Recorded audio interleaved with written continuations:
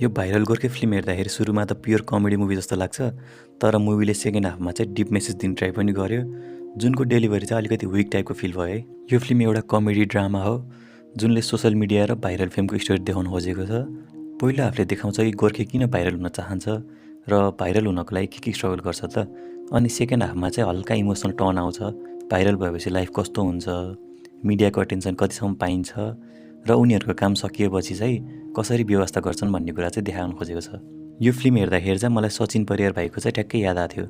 यो मुभीमा कमेडी त बब्बाल नै छ, फर्स्ट हाफमा पुरै हलभरि नै हाँसो गुन्जिएको थियो। सेकेन्ड हाफमा चाहिँ इमोसनल मोमेन्ट आउँदाखेरि अलिअलि मन चाहिँ छुन्छ। अनि यो फिल्ममा धेरै रियल लाइफ रिफरेन्सहरू पनि पाउन सकिन्छ, जस्तै कि नेपालमा टिकटक ब्यान भएको कुरा। फिल्ममा थोरै बिचमा स्लो मोमेन्ट्स टाइपको जस्तो फिल त भएको थियो, तर भन्नुपर्दा पेसिङ चाहिँ जेनरली राम्रो नै छ अनि अडियन्सलाई कन्टिन्युसली इन्टरटेन चाहिँ गर्छ। अनि अब कास्टको कुरा गर्नुपर्दाखेरि सौगात मल्ल त यो पुरै फिल्मको मोटु नै हुन्। कमेडी र इमोसनल सिन्स दुवैमा पर्फेक्ट छन् उहाँ चाहिँ। अनि बुद्धि तामाङको कुरा गर्दाखेरि उनको प्रेजेन्सले त झन् फिल्मलाई नेक्स्ट लेभलै पुऱ्याएको छ। उनको र सौगात मल्लको जोडी एकदमै सुहाएको छ स्क्रिनमा। दुईजनाको केमिस्ट्री एकदम राम्रो छ र एकदम फिल नै हुन्छ अडियन्सलाई पनि। अनि सृष्टि श्रेष्ठको कुरा गर्नुपर्दा चाहिँ उनको रोल त्यति ठुलो चाहिँ छैन, लगभग 15 मिनट होला र उनको पर्फर्मेन्स पनि त्यस्तो राम्रो भने छैन। मोस्टली लभ एङ्गलको लागि मात्र राखे जस्तो देखिरहेको थियो। अनि फिल्ममा चाहिँ ऋषि धमाला र राजाराम पौडेलको पनि क्यामियो छ, जुनले स्टोरीलाई सपोर्ट नै गर्छ, यत्तिकै राखे जस्तो चाहिँ देखिँदैन।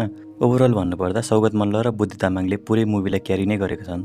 ट्रेलर हेर्दाखेरि जस्तो सोचेको थिएँ कि फिल्ममा कमेडीको साथसाथै मेसेज दिने पनि छ भनेर। हेर्दाखेरि चाहिँ मैले त्यस्तै नै पाएँ। मेसेज छ तर डेलिभरी अलिकति विक पाएँ, तर कमेडी, इमोसन अनि रिलेटेबल मोमेन्ट चाहिँ मजाले पाइन्छ है। यो फिल्म फुल प्याकेज नै छ। अब फाइनल्ली भन्नुपर्दा भाइरल गोर्खे चाहिँ हलमा हेरेर जानको लागि ठिक छ कि छैन त।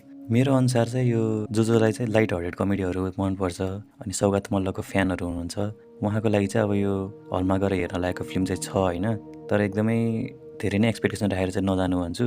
ल त अब हामी भिडियोको अन्त्यतिर आइपुगेको छौँ। यदि तपाईँले यो फिल्म हेर्नु भएको छ भने चाहिँ कस्तो लाग्यो भनेर कमेन्टमा लेख्नुहोस्। अनि हेर्नु भएको छैन भने हेर्न जाने सोच्नु भएको छ कि छैन त्यो पनि हामीलाई भन्न चाहिँ नबिर्सिनु है। अनि यस्तै नेपाली सिनेमाको रिभ्यू हेर्न चाहनुहुन्छ भने चाहिँ यो च्यानललाई सब्सक्राइब गर्न चाहिँ नबिर्सिनुहोस्।